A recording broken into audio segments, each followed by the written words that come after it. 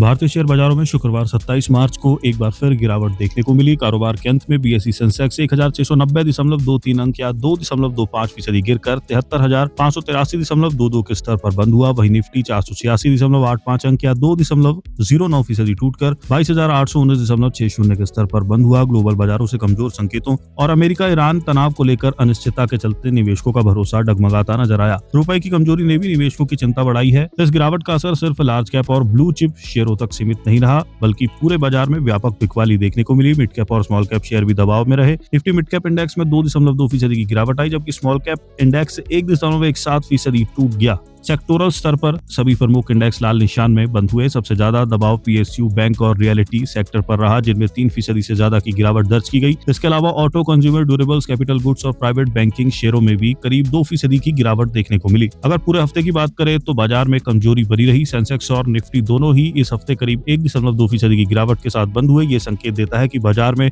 अभी स्थिरता नहीं आई है और निवेशक अभी भी ग्लोबल घटनाओं को लेकर सतर्क बने हुए हैं। बीएसई में लिस्टेड कंपनियों का कुल मार्केट कैपिटलाइजेशन आज घटकर 422.12 लाख करोड़ रुपए पर पहुंच गया है, जो इसके पिछले कारोबारी दिन 431.01 लाख करोड़ रुपए रहा था। इस तरह बीएसई में लिस्टेड कंपनियों का मार्केट कैप आज करीब 8.89 लाख करोड़ रुपए घटा है, या दूसरे शब्दों में कहे तो निवेशकों की संपत्ति में करीब 8.89 लाख करोड़ रुपए की गिरावट आई है। बीएसई सेंसेक्स के 30 में से 27 शेयर आज गिरावट के साथ बंद हुए। रिलायंस इंडस्ट्रीज के शेयरों में सबसे अधिक 4.55% की गिरावट देखने को मिली। वहीं Indigo, Bajaj finance, state bank of India और एटर्नल के शेयरों में 0.85% से लेकर 1.66% तक की गिरावट रही।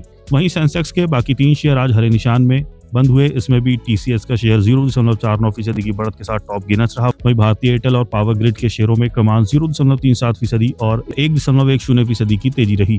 30 मार्च को कैसी रह सकती है बाजार की चाल? एलकेपी सिक्योरिटीज में वरिष्ठ तकनीकी विश्लेषक रूपक डे का कहना है कि रुपए की कमजोरी, कच्चे तेल की ऊंची कीमतें और विदेशी निवेशकों की लगातार हो रही निकासी से मंदी का माहौल बना हुआ है। निफ्टी 21 घंटे के ईएमए से नीचे कारोबार कर रहा है, जो शॉर्ट टर्म में मंदी के रुझान के कायम रहने का संकेत है।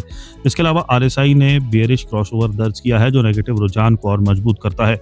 बाजार में मौजूदा अनिश्चितताओं को देखते हुए निकट भविष्य में उछाल पर बिकवाली की रणनीति काम करेगी। तकनीकी रूप से 23,500 की ओर किसी भी उछाल पर बिकवाली का दबाव बढ़ सकता है, क्योंकि इस स्तर तत्काल रेजिस्टेंस का काम कर सकता है। दूसरी ओर 22,800 से नीचे का ब्रेक बाजार में और कमजोरी ला सकता है।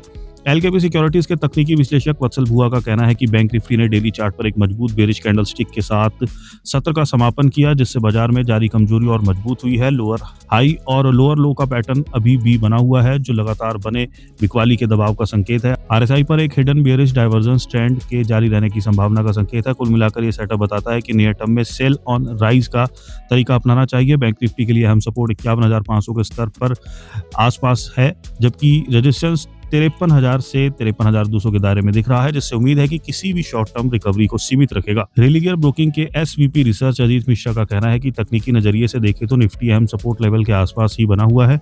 इससे पता चलता है कि ओवरसोल्ड जोन में पहुंचने के बावजूद दबाव बना हुआ है। इसके लिए सपोर्ट 22,500 के आसपास है। अगर ये लेवल निर्णायक रूप से टूटता है तो निफ्टी और नीचे गिरकर 22,000 तक जा सकता है। दूसरी ओर 23,000 का लेवल रेजिस्टेंस का काम कर सकता है। अगर कोई रिकवरी होती है तो 23,500 के जोन के आसपास और बड़े रेजिस्टेंस का सामना करना पड़ सकता है। एचडीएफसी सिक्योरिटीज में वरिष्ठ तकनीकी अनुसंधान विश्लेषक नागराज शेट्टी का कहना है कि पिछले कुछ सत्रों में उछाल देखने के बाद शुक्रवार को निफ्टी में भारी गिरावट आई है और ये 486 अंकों की गिरावट के साथ बंद हुआ। कमजोर शुरुआत के बाद बाजार सत्र के ज्यादातर समय में नीचे की ओर ही खिसकता रहा।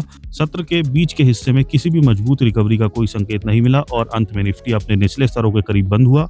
डेली चार्ट पर एक लॉन्ग बेयर कैंडल बनी है, जो ये संकेत देती है कि पुलबैक के बाद निफ्टी में तेजी से गिरावट आ सकती है। बाजार की हलचल डेली टाइम फ्रेम चार्ट पर 23,465 के स्तर पर एक नए लोअर टॉप रिवर्सल पैटर्न के बनने का संकेत देती है। ये पिछले 1 महीने से चल रहे लोअर टॉप्स और बॉटम्स जैसी मंदी के पैटर्न के मुताबिक है। हाल की पुल बैक रैली के बाद निफ्टी का मूल रुझान तेजी से नीचे की ओर झुक गया है। आने वाले हफ्तों में 22,450 के स्तर का एक और उससे भी नीचे और कमजोरी आने की उम्मीद की जा सकती है। पोजिशनल सपोर्ट 22,000 पर है, तत्काल रेजिस्टेंस 23,200 पर है।